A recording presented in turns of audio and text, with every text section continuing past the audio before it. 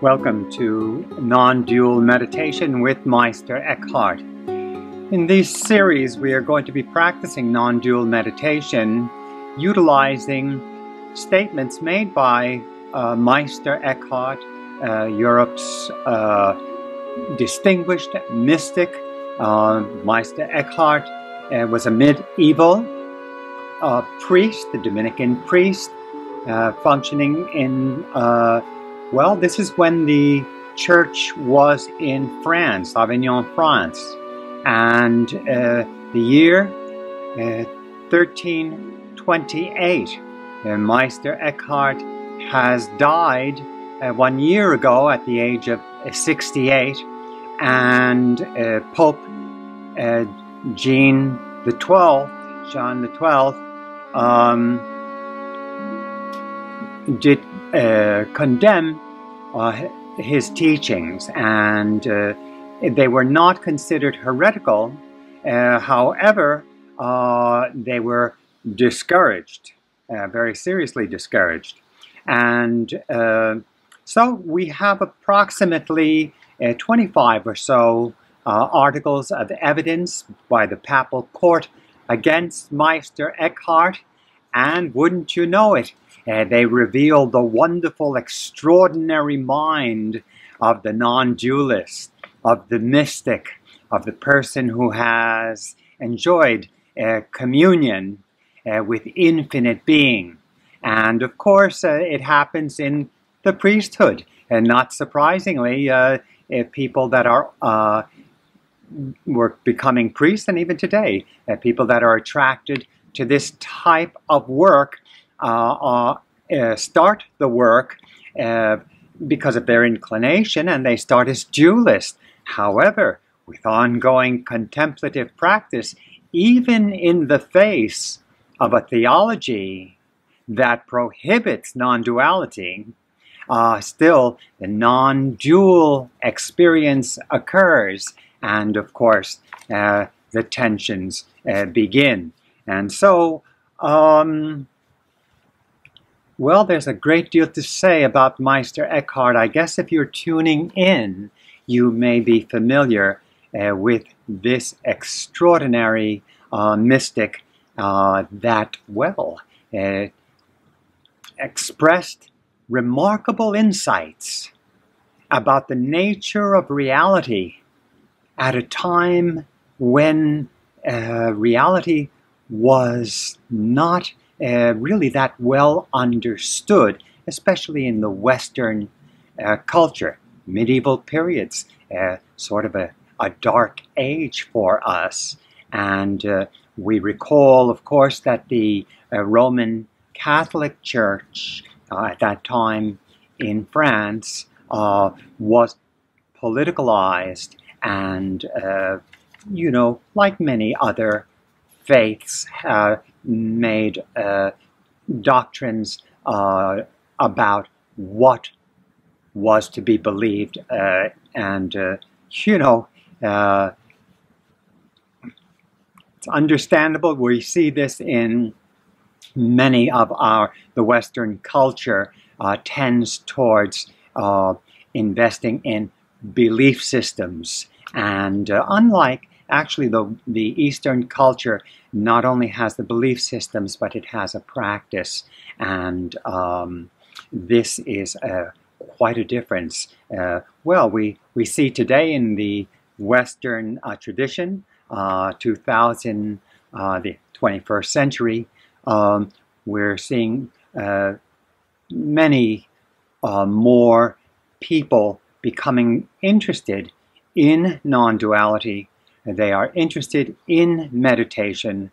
Meditation is non-conceptual awareness, and what occurs is that we slip into a non-dual perspective and recognize that what we're looking at is what is looking, and we get the unified event. So, this is a brief introduction to our work. We're going to have a series. We'll have a meditation with each session, a non-dual oriented meditation, and we'll first look at the articles of evidence against Meister Eckhart. We'll take 3 today, and we'll take the first 3, and then we'll do some deep breathing. This will help us to change our affective state, and it'll support our modulation, our shifting into non-dual meditation. I will also guide you through that. We then review contemplative practices. So we enter a non-conceptual meditation, very sensory-oriented, and then we allow ourselves to hear some of the statements made by Meister Eckhart, and we contemplate them in a contemplative state, and then we modulate once again into non-conceptual meditation, letting go completely of these wonderful thoughts, and we come to our senses, and we modulate to it is as it is, and we reduce the conceptualizing, we reduce the use of language, we reduce the editorial, we reduce the preferences that we have about existing. We'll continue to talk about non-duality. I think Meister Eckhart is a great example of a non-dualist. He will help us to modulate, shift into the meditative placement of attention. Article 1. The end of Article 1 reads,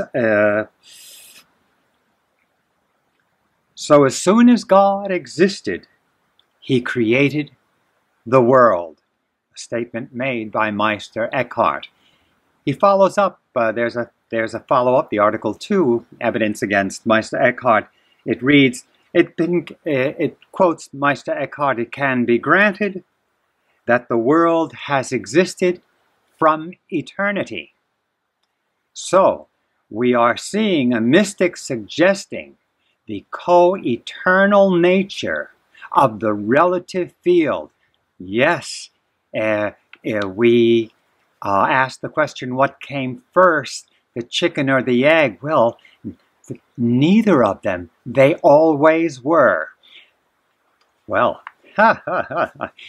this is the difficulty for us who have identified tremendously with duality. Let's remember what duality is. Duality is, I am not my environment, therefore I am. So the distinction between ourselves and our environment supports the dual perspective, and of course our survival instincts are highly associated with duality. Duality is completely true, if you will, completely true.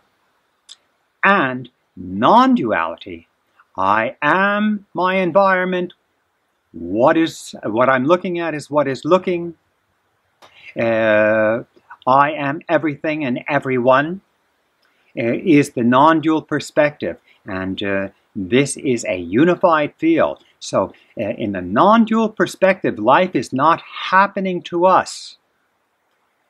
In other words, look at the difference. In the dual perspective, life is happening to us. In the non-dual perspective, we are life itself. We are in life and life itself. So we are in life in the dual perspective. We are life itself in the non-dual perspective. Now, when you think of identity, we quickly switch into a dual perspective. And folks, we tend to identify ourselves as a very narrow spectrum of voluntary behaviors. And this, of course, is not what we are, which is who we are. No air, no oxygen, no environment, no you or me. So the objective field, the so-called environment, nature itself, existence, is all-embracing, including ourselves. So I'm pointing at the meditative placement of attention in which we let go of the idea that things are happening to us. We reduce the tendency to have preferences. It is as it is, rather than it is as it should be, or it is as it would be preferred. It is as I hope it would be. These are all the dualistic perspectives, totally valid. We must live them. The non-dual perspective is being itself. Well, the point was that duality was organized as co-eternal. This, of course, is inconsistent with the fundamental, the conventional teachings that we have in our Western Hebrew, Christian, and Muslim tradition. And so right away there are problems when the world at large encounters the non-dualist. Same thing happening with us. I'm rather confident that many of you who are listening to this are well acquainted with non-duality and have enjoyed that communion with existence itself, and have known yourself as the universe itself. And those of us who are continuing to work on recognizing this potential of understanding, I encourage you to keep watching, keep listening. It gets through. Why does it get through? Well, we realize we have been everyone and everything as we enter non-duality. We are really recalling the situation. We are realizing it, and it is inherently the case for all human beings. Let us take our deep breaths. Let's modulate into the meditative placement of attention. 3 deep breaths. This is mindful exposure to well-being, mindful exposure to the large breath, changing our affective state, and helping us then modulate to non-conceptual meditation. Let's expel through the throat, an H sound.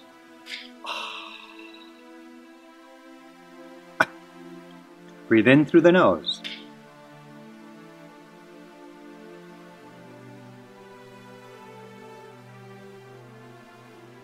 Fill up. Hold your breath.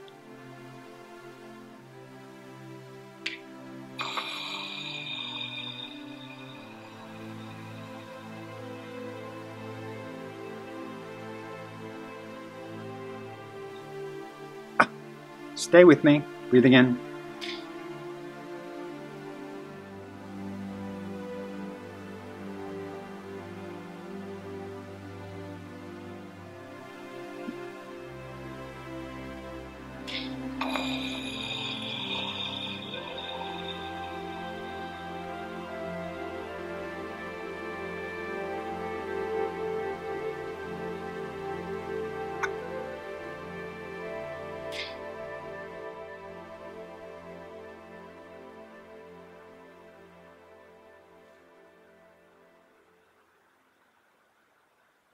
Fill up, hold your breath.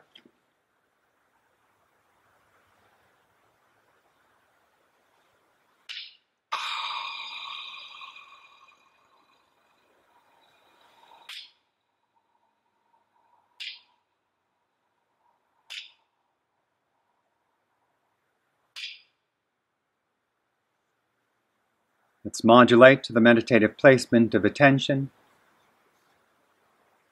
Come to your senses. Listen closely.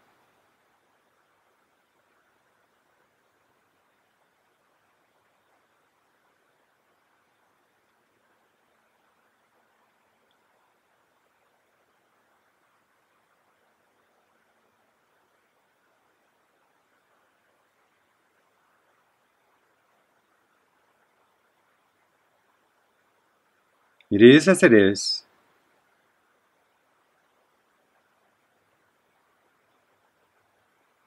So Suspend self-consciousness, suspending duality.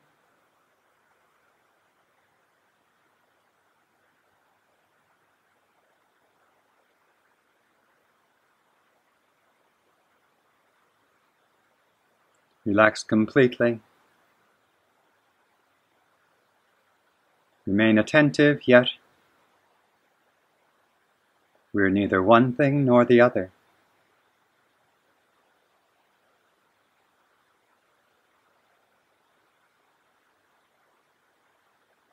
Let hearing hear, let being be, let God be God.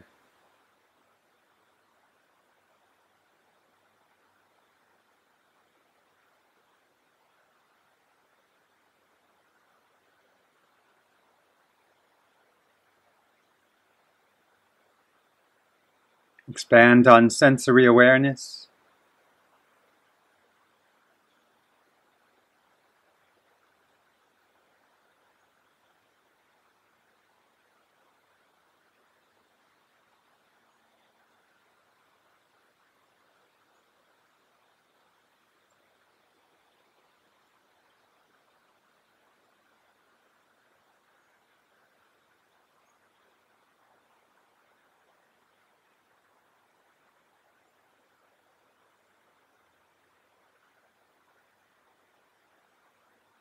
And let's debrief. What a great relief to know that everything that occurs within existence is that very same existence itself.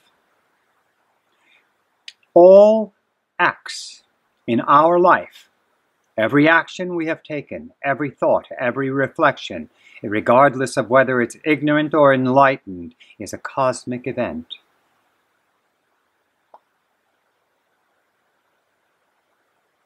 All the regrettable events of our life are also cosmic events.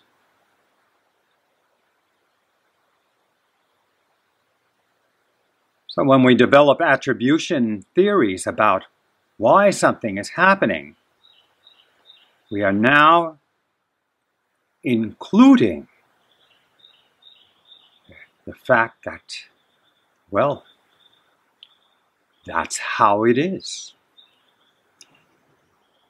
So we do not lose our morals by entering it is as it is. We still have that posture. We have our preferences.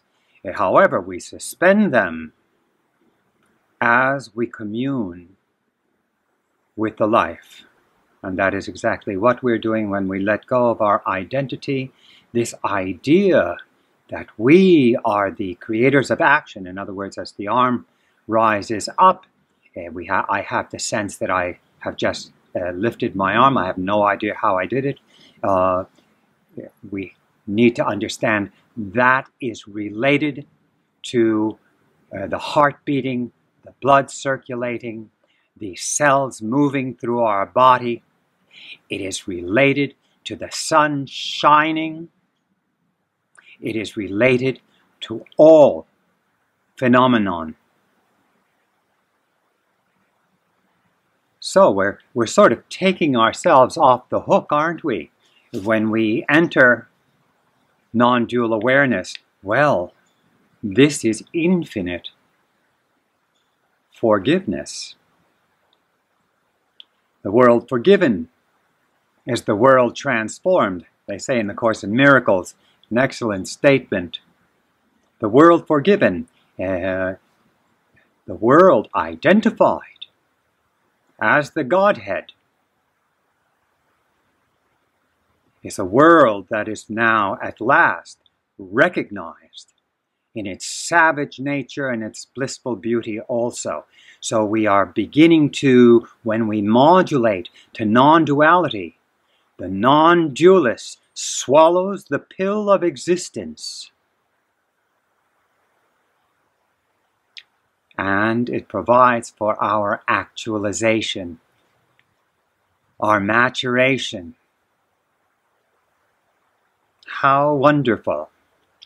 So we took two of the first articles of evidence against Meister Eckhart. I will mention the third one in this closing of this session. Eckhart states, also, in the one and the same time when God was, when he begot his co-eternal Son, as God equal to himself in all things, he also created the world. Here he expands on the idea that the dual world, the world of diversity, is in fact the offspring of an infinite absolute existence, the Spirit, God, the Godhead, births the Son that is completely equivalent, further discussing the fact that the dual world, the world of multiple phenomenon, is this same eternal existence. Difficult for many of us in this culture to conceptualize. It is suggesting there has been no beginning. Well, without a beginning, there is no end. So it appears that though there appears to be a pulsation of a process of creation and diffusion and destruction, that appears to be a pulsation within an eternal existence. Beginnings and endings, folks, occur in existence. They are not equivalent to existence. So it's hard for us as embodied beings to imagine that this is an eternal event. However, this is a wonderful message of the non-dualist. You can see how different the thinking is as we begin to walk through the non-dual world. How wonderful. Well, thank you. This was our first installment. I will, on our further ones, we'll continue to discuss non-duality and Meister Eckhart, and then continue with the articles of evidence. One, we could take a group at a time, and of course these articles of evidence are profound revelations that help us to understand non-duality. Thank you. Tune in again.